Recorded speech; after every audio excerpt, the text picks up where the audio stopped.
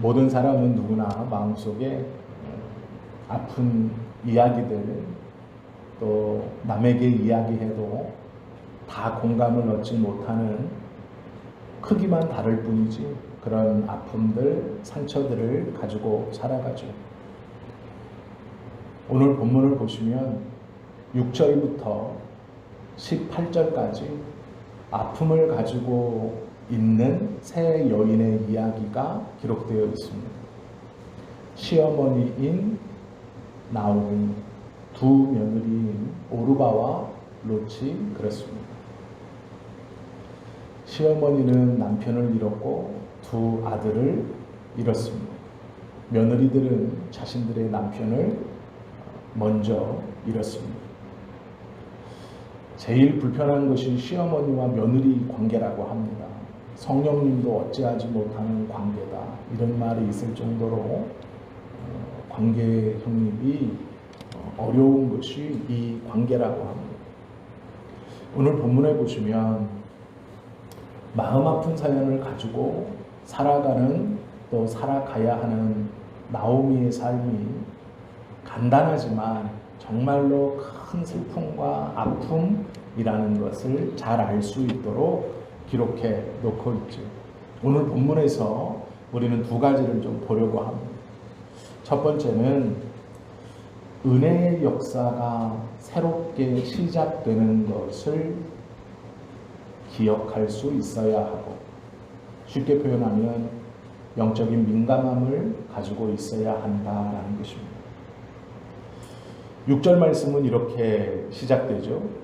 그 여인이 모압 지방에서 여호와께서 자기 백성을 돌보시사 그들에게 양식을 주셨다 함을 듣고 이에 두 며느리와 함께 일어나 모압 지방에서 돌아오려 하여라고 기록되어 있습니다.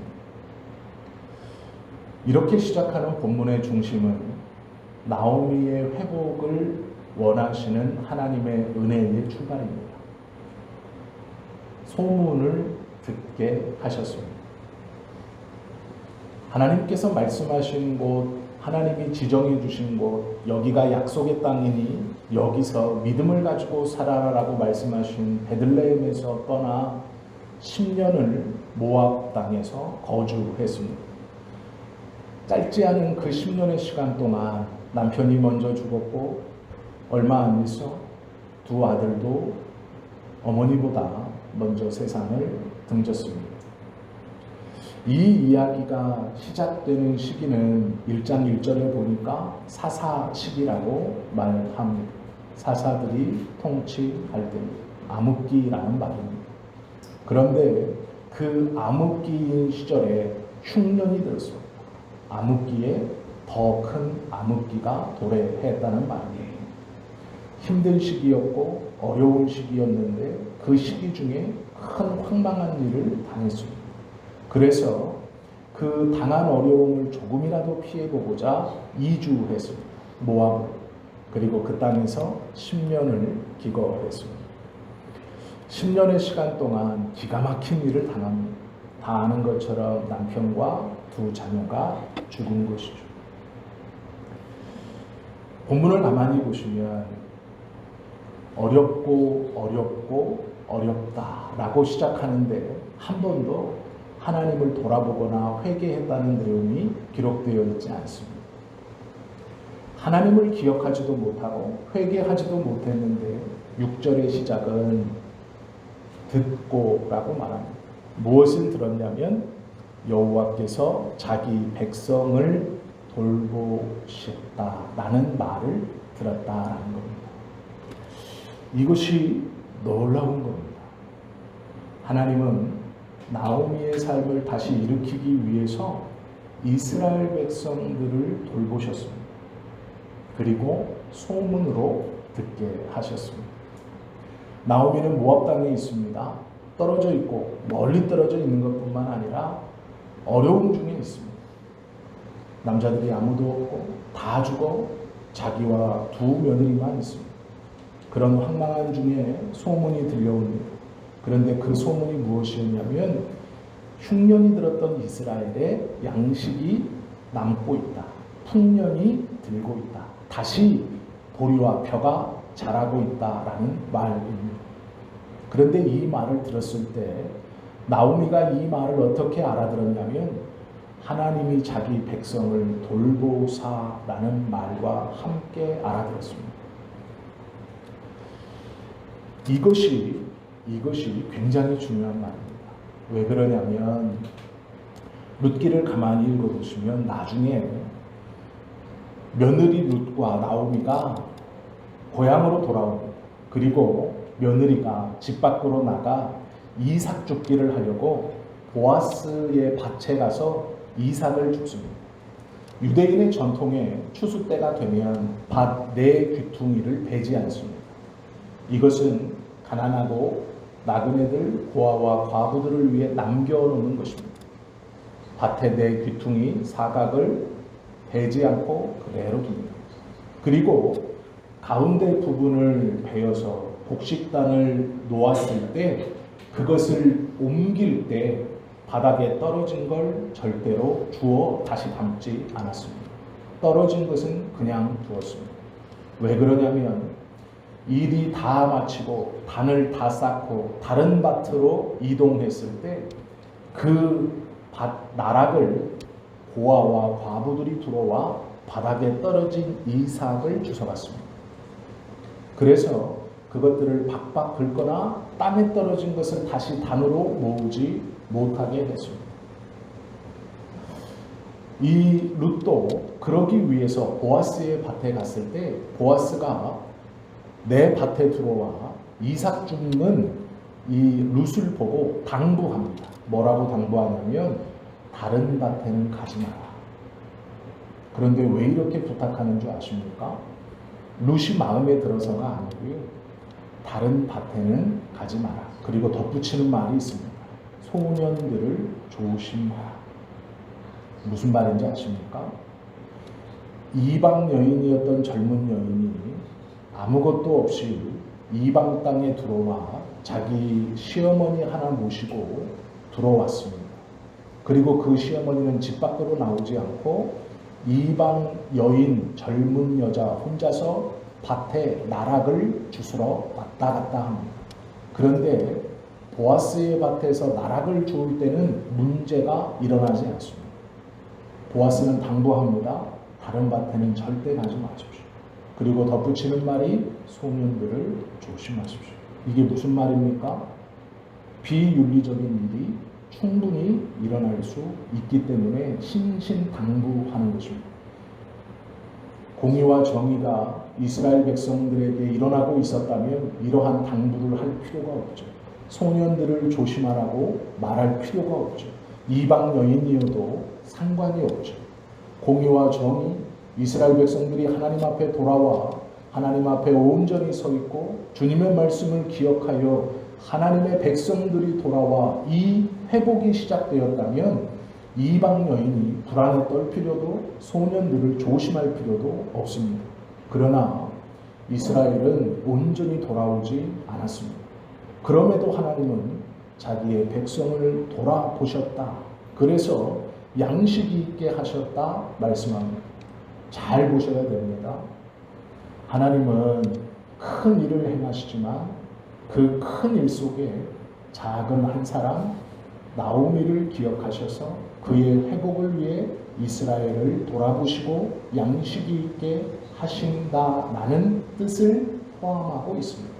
그래서 6절의 시작부터 우리는 하나님이 나오미의 삶을 일으키게 하시기 위해서 이스라엘을 돌보셨고 양식이 있게 하셨고 나오미로 그 소문을 듣게 하셨구나 라는 것을 짐작해 볼 수 있습니다.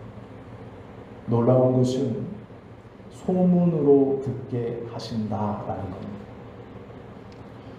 이스라엘에 곡식이 있고 우리가 룻기를 전체적으로 보며 짐작하는 내용처럼 나오미를 돌아보사 나오미의 삶을 회복시키기 위해 이스라엘을 돌아보십니다. 한 여인의 삶을 회복시키기 위해 이스라엘 전체에 양식이 있게 하신 하나님의 역사라면 꿈에 하나님이 나타나서 나오미야 이제 돌아가라. 내가 너를 위하여 이스라엘을 돌아보았고 양식이 있게 하였다 해도 됩니다. 아니면 누군가 직접적으로 찾아와서 여기서 이제 더 이상 고생하지 말고 하나님께서 내 꿈에 나타나 당신을 다시 고향으로 돌아오게 하라 하셨습니다 해도 됩니다. 그런데 소문으로 듣게 합니다. 소문은 나만 듣는 것이 아닙니다. 모든 사람들이 자연스럽게 접하는 것이 소문입니다. 나오미의 상황이 지금 어떻습니까? 막막합니다. 이주에 온 이방 땅, 모압 땅에 남편도 없이 두 자녀도 다 죽고 두 며느리만 데리고 있습니다. 그런데 소문이 들려옵니다. 그 소문이 무엇입니까? 하나님이 이스라엘 백성을 돌아보사 양식이 있게 했다. 큰 우레같이 말씀하시지 않고 그냥 모든 사람이 들을 수 있는 소문으로 하나님의 돌아보심을 듣게 하신다라는 것이죠. 이게 왜 중요한가? 들을 귀가 있다는 것, 민감하다는 것은 하나님의 회복의 은혜가 시작되었을 때 그 위로를 받을 수 있는 어쩌면 유일한 조건이기 때문에 그렇습니다. 하나님은요, 때로 큰 것을 위해서 개인을 희생하라고 하십니다. 교회를 위해 내가 희생해라 말하십니다. 그러실 수 있습니다. 그런데 하나님은 또 반대로 개인을 위해 큰 것을 희생하시기도 합니다. 한 사람을 위해 교회를 희생하게 하시기도 한다라는 것이죠. 이스라엘 백성들이 돌아오지 않았을 때 하나님은 그들을 돌아보셨고 나오미에게 그 소문을 듣게 하셨습니다. 나오미는 그 소문을 듣고 결심했습니다. 돌아가자. 일어서자. 모압 땅이 아니라 내가 10년 전에 떠나왔던 그 땅으로 돌아가자라고 마음을 먹습니다. 세상은 성공하는 사람을 알아주고 세상은 서열을 세우고 세상은 능력으로 사람들을 판단하고 대우합니다. 학벌로, 경제적으로, 세상적 지위로 그에 합당한 대우가 다 달라집니다. 호텔에만 가보셔도 좋은 외제차를 타고 호텔 앞에 서면 호텔에서 얼른 사람이 나와서 문을 열어주기도 하고 파킹도 해줍니다. 좋지 않은 차를 타고 가면 사람이요 나오지 않습니다. 아무것도 없이 내가 누군지도 모르는데 타고 다니는 차로도 세상은 사람을 구별합니다. 무엇을 입고 있는가, 무엇을 차고 있는가, 무엇을 신고 있는가로도 사람을 구별합니다. 하나님은 그렇지 않습니다. 세상에서 주목하지도 않을 여인, 주목할 것이 이제 아무것도 남아있지 않은 이 나오미를 주목하시고 이스라엘 백성을 움직이고 그들을 돌보시며 그 소문을 이 여인에게 듣게 하십니다. 들을 귀가 없다면 그냥 듣고 말았을 것입니다. 영적인 민감함은 하나님의 말씀에 언제나 귀를 열어놓고 있는 것입니다. 들려지는 말에 대해서 이것이 어떠한 말인가? 단순히 이스라엘에게 양식을 허락해 주신 것이 아니라 하나님의 돌보심이다 라는 것을 깨달아 아는 것입니다. 고통 중에 있을 때 그 고통이 나를 힘들게 하고 어렵게 할 때 그것을 이겨내고 벗어날 수 있는 유일한 방법이 무엇이냐면 희망을 말하고 회복을 일으키시는 하나님의 음성에 귀 기울일 수 있는 영적 민감함입니다. 나오미는 고통 중에 있었지만 들리는 소문을 소문으로만 듣지 않았습니다. 그 소문을 듣고 결심합니다. 돌아가자.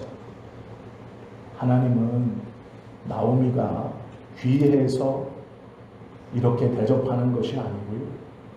나오미는 귀하지 않지만 하나님이 나오미를 귀하게 여기셔서 이렇게 역사를 이루어 가시는 것입니다. 세상에선 주목할 것이 없는 여인이지만 하나님은 그를 기억하셔서 회복의 은혜를 허락하시고 듣게 하십니다. 그리고 나오미는 그 소문을 듣고 일어섭니다. 고향으로 돌아가죠. 어느 심리학자가 210명의 아이들, 부모가 없는 나면서부터 고아가 된 210명의 아이들을 조사했습니다. 30년이 지나 이 아이들이 어떻게 살아가고 있는가를 조사했는데 210명의 아이들의 대부분이 학습 부진, 문제아, 학습 장애, 사회성 결여, 범죄자가 되었습니다. 그런데 72명의 아이들이 중산층을 넘어 상류층 속에 살아갔고 또한 다른 아이들과는 다르게 불우한 환경을 뛰어넘고 세상 속에서 자신의 역할들을 잘 감당하며 살아가더라라는 것입니다. 똑같은 고아원에서 출발한 210명의 아이들이 왜 30년 뒤에 72명의 아이들만 다르게 사는가? 그 아이들을 데리고 인터뷰를 하고 역학조사를 했더니 하나같이 하는 말이 이것입니다. 자신을 믿어주는 한 사람을 이야기했다고 합니다. 만난 시간과 사람은 다 달랐지만 한 사람이 자신을 믿어주고 신뢰해 주었을 때 자신에게 할 수 있다고 믿음을 주었을 때 그 경험을 한 72명의 아이들은 그 경험을 하지 못한 나머지 아이들과는 다른 삶을 살았다라는 것입니다. 인생의 길목에서 한 사람만 있어도 삶이 변합니다. 우리는 그 한 사람이 없어도 됩니다. 하나님이 우리의 삶의 길목에 버티고 서 계시기 때문에 그렇습니다. 사람 하나가 아이의 삶을 변화시키는 것 비교할 수 없을 만큼 하나님이 우리의 삶의 길목에 버티고 서 계시기 때문에 우리가 당하는 아픔과 슬픔에 매몰될 필요가 없죠. 나오미가 그렇습니다. 어렵고 힘든 삶이지만 하나님이 은혜를 베푸신다라는 말을 듣고 일어납니다. 그래서 6절에서 듣고 라는 말이 중요합니다. 들을 수 있는 귀, 영적인 민감함, 하나님의 말씀에 대한 갈급함이 있어야 합니다. 이것이 첫 번째고요. 더 중요한 두 번째가 있습니다. 나오미는 만신창이가 되었습니다. 5절까지 보면 간단한 이야기지만 남편과 두 아들이 죽었다. 그래서 혼자 남았다라는 것은 견디기 어려운 아픔과 고통입니다.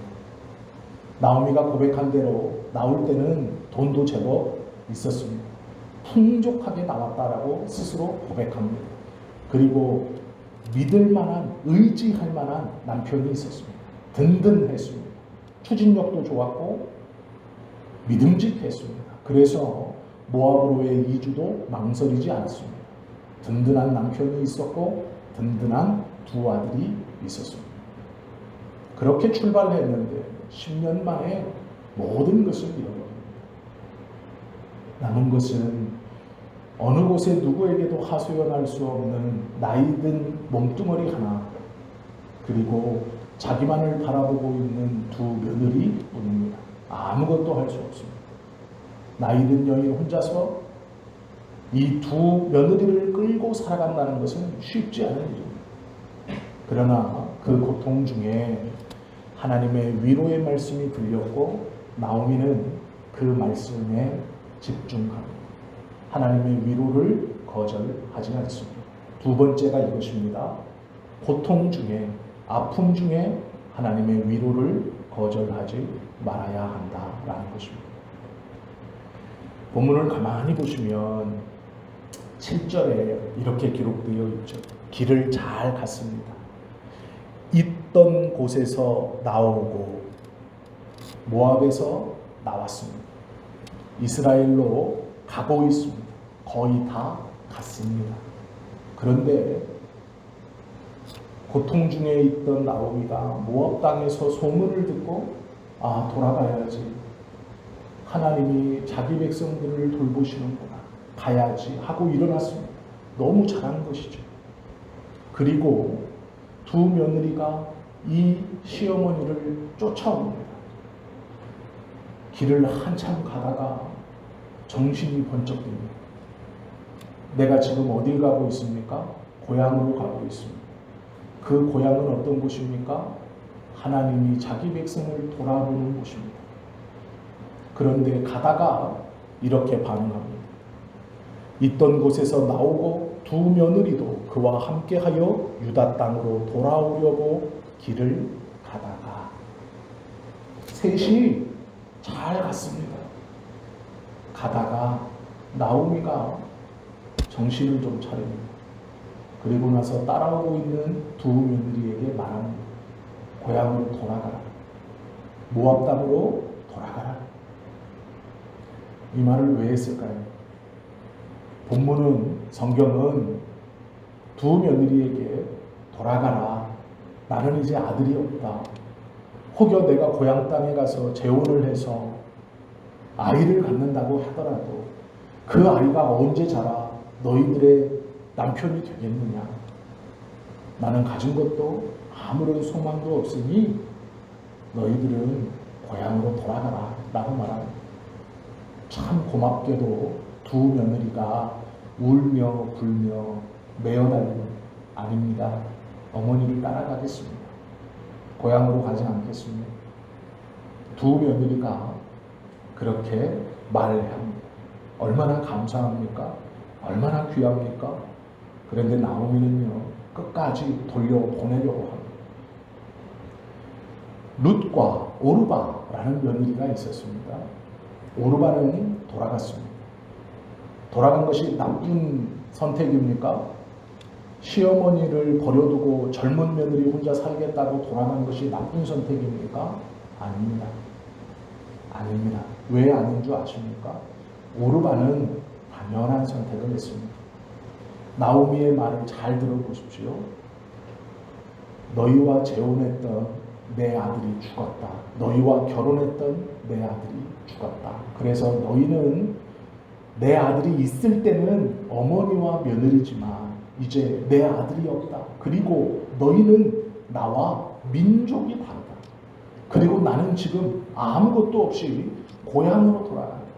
어떻게 살아야 하는지도 막막하고 결국 가면 이방 땅에 너희 둘이 나를 먹여 살려야 합니다. 그리고 내가 다시 재혼하여 아이를 낳을 수도 없거니와 아이를 낳는다고 해도 너희가 다시 그 아이들에게 시집갈 수도 없다. 합리적인 말입니다. 며느리의 입장에서 시어머니와 정은 있지만 시어머니를 사랑하고 존경하지만 시어머니의 말은 너무나 합당합니다. 그 말을 듣고 오르바의 반응은 슬피 울며 어머니를 꼭 안고 입 맞춥니다. 가기 싫었습니다. 거절했지만 어머니가 계속해서 말을 합니다. 이것이 옳은 결정이다. 이것이 합당한 결정이다. 나의 삶에서도 너희들의 삶에서도 합당하다. 오르바 입장에서는 합당한 선택을 한 것입니다. 비난받을 선택을 한 것이 아닙니다. 할 만한 선택을 한 것입니다. 오르바는 돌아갔습니다. 룻은 남았습니다. 우리의 삶에서 오르바의 선택을 할 때가 있습니다. 너무도 합당한 선택, 너무도 옳은 선택. 나는 그럴 수밖에 없었어. 내 얘기를 들어봐. 다 이해합니다. 그래, 그럴 수밖에 없었구나. 그런데 문제가 하나 있죠. 하나님은 우리에게 고린도전서 10장 23절 말씀을 통해 이렇게 말합니다. 모든 것이 가하나 할 수 있습니다. 그러나 모든 것이 유익한 것이 아니다. 모든 것이 가하나 모든 것이 덕을 세우는 것이 아니다. 오르반은 합당한 선택을 했습니다. 논리적으로도 모순이 없습니다. 그 상황에서 그렇게 선택하는 것이 옳고 맞습니다. 그런데 합당한 선택이지만 최선의 선택은 아닙니다. 환경과 여건은 그렇게 선택하는 것이 합리적이고 합당하다고 말하고 환경과 여건은 그렇게 보이고 그렇게 들립니다. 그래서 그렇게 선택했습니다. 슬펐습니다. 그리고 모압으로 돌아갔습니다. 그러나 그것이 모든 것이 가하지만 모든 것이 덕을 세우지도 모든 것이 유익하지도 않습니다. 오르반은 이 뒤로 등장하지 않습니다.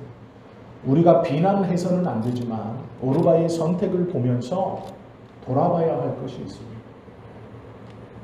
나는 합리적 선택을 한 거예요. 예를 들겠습니다. 배우자와 싸웠습니다. 충분히 화를 낼 수 있는 상황입니다. 충분히 화를 내고 충분히 싸우고 충분히 큰 소리를 낼 수 있는 상황입니다. 합리적인 화를 낼 수 있는, 누가 들어도 화내는 게 당연해 할 수 있습니다. 그런데 그리스도인이라면 할 수 있지만 더 좋은 선택을 하지 못한 것을 안타까워할 줄 알아야 합니다. 왜 그런 줄 아십니까? 충분히 할 수 있는 선택을 한 남편, 그러나 그 가정은 화목하지 않을 겁니다.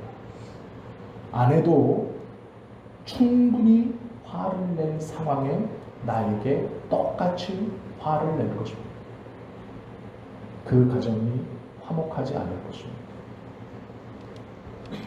충분히 화를 낼 상황이지만 더 좋은 선택을 하는 남편이 있다고 생각해 보십시오. 그 가정의 분위기가 어떻겠습니까?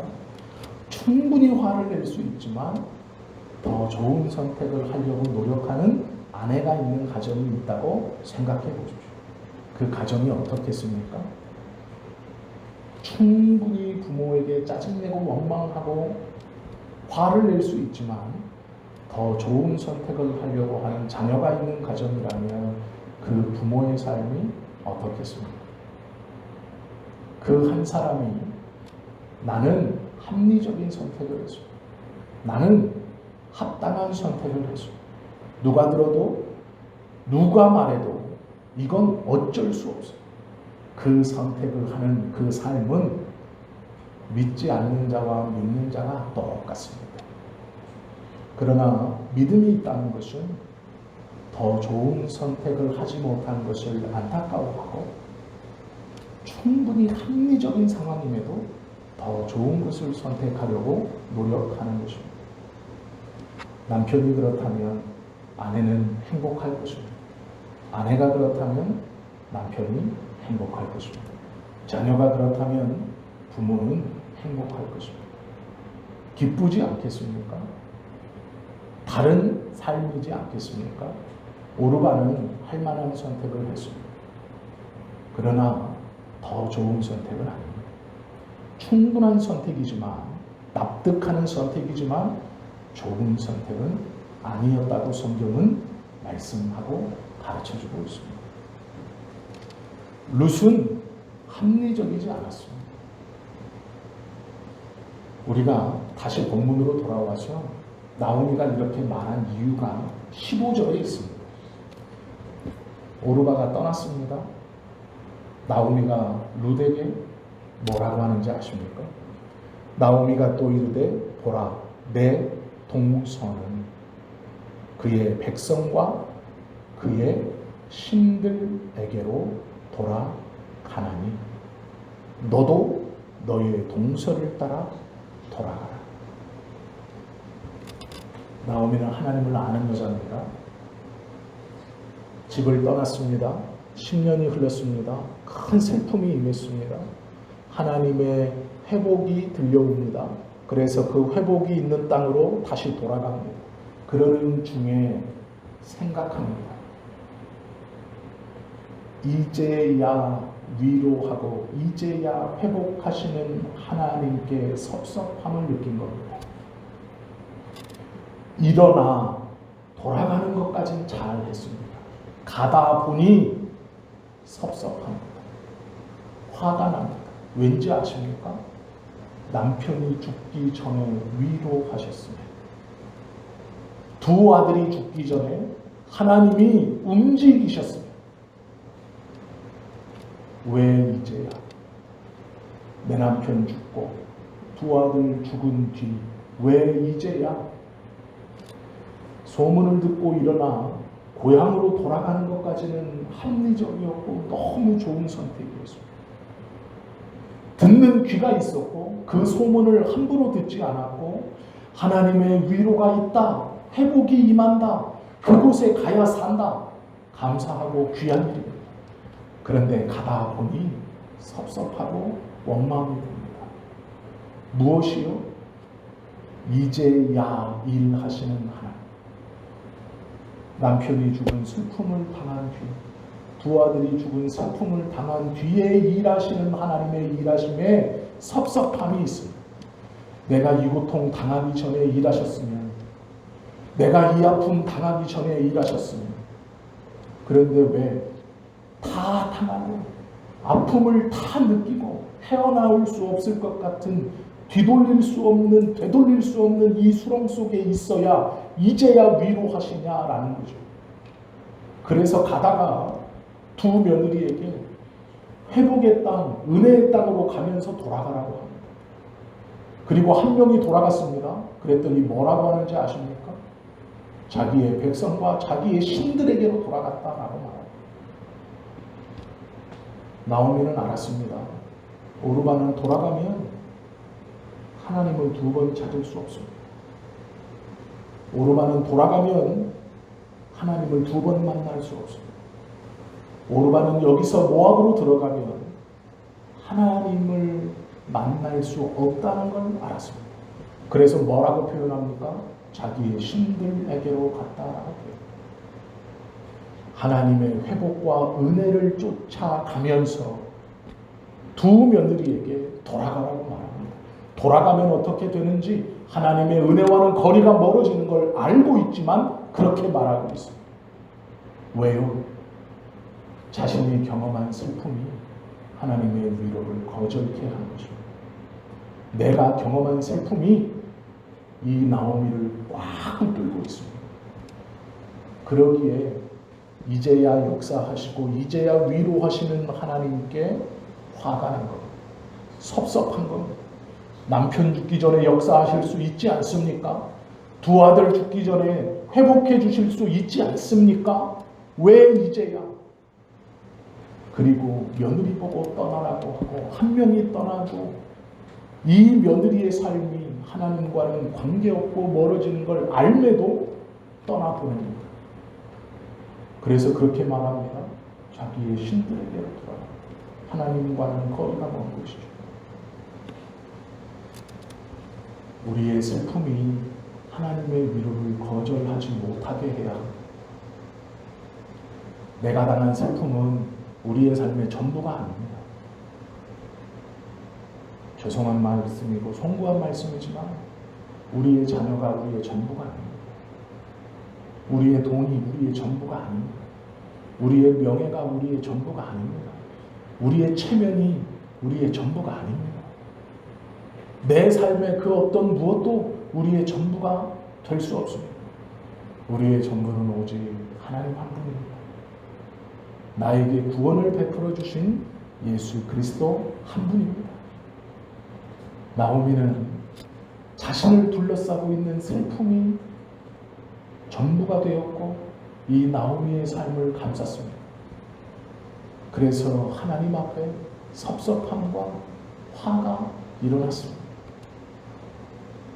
은혜의 땅으로 가면서 정말로 귀하고 정말로 고마운 두 며느리 돌아가면 자기가 의지하고 믿고 있는 하나님과는 이제 동떨어져 두 번 기회가 없다는 것을 모르지 않으면서 돌아가라고 말합니다. 합리적인 말로 울며 매어 달리는 며느리를 보내려고 합니다. 나오미의 마음속에 그 섭섭함, 그 분노, 쉽게 표현하면 자신의 가슴 아픔이 하나님의 위로를 거절하게 한 것입니다. 이것은 어리석은 것입니다. 이것은 미련한 것입니다. 우리의 슬픔이 아무리 크다 하여도 하나님의 위로를 거절하게 해서는 안 됩니다. 우리의 아픔이 아무리 크다 하여도 그것이 우리의 삶의 전부가 아닙니다. 그것은 우리의 삶의 일부입니다. 하나님을 믿는 자는 하나님 외에 그 어떤 것도 전부가 되서는 안 됩니다. 상대적일 수 있지만 저는 목회의 정말 중요한 지점에서 큰 어려움을 겪었고 그 어려움을 지금도 겪고 있습니다. 포기하거나 주저앉지 않아서 감사합니다. 그러나 어느 날 문득 한 번씩 묻습니다. 하나님 왜요? 라고 질문합니다. 물론 다시 그 시간으로 돌아가는 그런 생각을 하는 것이 아닙니다. 그러나 어느 날 문득 괜찮다가도 마음속에서 하나님 왜요? 내 친구들은 안 그런데, 내 동기들은 안 그런데, 목사인 제게 왜요? 제일 어렵고 극복할 수 없고 되돌릴 수도 없고 변명할 수도 없는 하나님 왜요? 라고 어느 날 문득 질문이 올라옵니다. 왜요?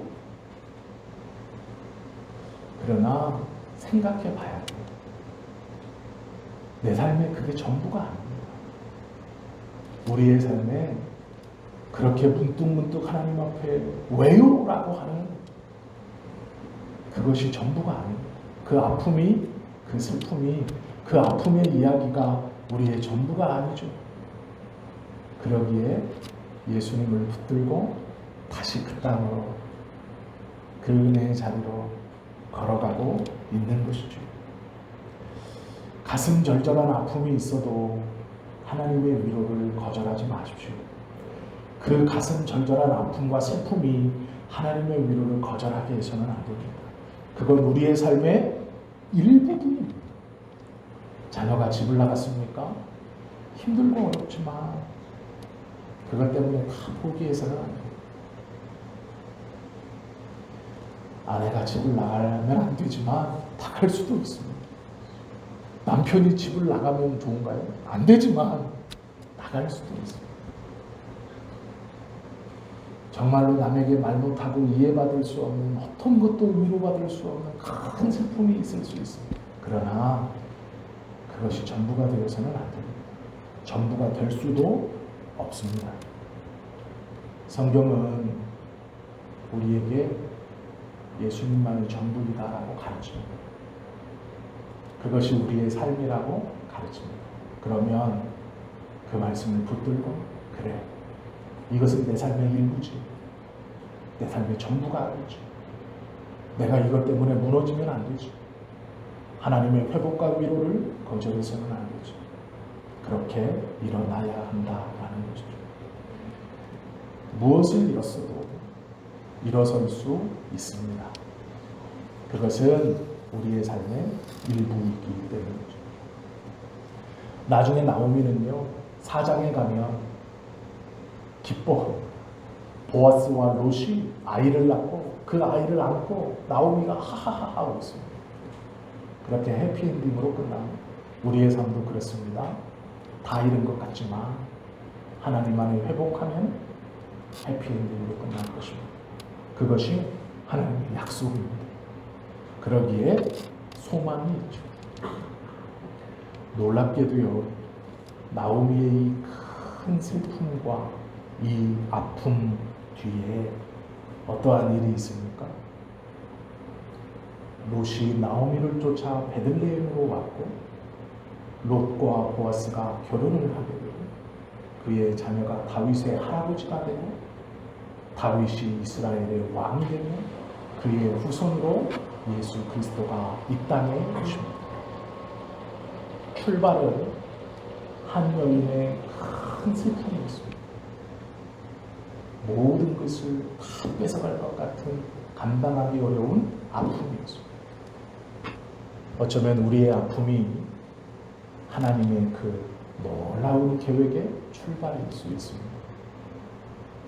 나오미가 베들레헴으로 돌아와서 자기를 반기는 사람들에게 저를 나오미라고 부르지 마십시오. 나오미는요, 하나님의 기쁨이라는 뜻입니다. 이름이 얼마나 좋습니까? 하나님의 기쁨. 그런데 나오미가요, 나를 말하라 하라라고 말합니다. 쓴 물 마셨는데 물이 썩어서 회 뱉어내는 그 물 아무짝에도 쓸모. 먹으면 사람을 병들게 말아 삼키지 못하는 써 뱉어내는 썩은 물입니다. 하나님의 기쁨이라는 이름을 가진 나오미가 자기를 가리켜 고향 땅에 돌아와서 저를 말하라고 해라. 나를 말하라고 해라. 나오미라고 부르지 말아라고 해라. 그러나 그가 활짝 웃고 자신의 삶이 그 보아스와 루세 자녀로 인해 기뻐합니다. 우리가 성경을 읽는다는 것은 하나님의 큰 계획과 놀라운 은혜들을 깨달아 배워 익히는 것입니다. 슬픔이 절대로 전부가 되게 해서는 안 됩니다. 슬픔이 절대로 하나님의 위로를 거절케 해서는 안 됩니다. 슬픔은, 아픔은, 가슴 절절한 그 이야기는 삶의 일부분이지 전체가 아닙니다. 아픈 사연을 삶의 일부로 받고 주님을 삶의 전부로 받아야 합니다. 그것이 믿음입니다. 우리는 행복을 위해서 사는 삶이 아닙니다. 행복은 결과로 주어지는 것이고요. 지금 우리의 삶에서 행복이 아니라 하나님의 꿈을 이루어가면 됩니다. 하나님의 꿈은 어쩌면 슬픔 속에 쌓여서 위로를 거절하고 있는 내가 다시 일어나 그 슬픔을 일부분으로 여기고 하나님의 위로를 쫓아 하나님의 은혜 안으로 들어오는 것에서 시작하는 것일지도 모릅니다.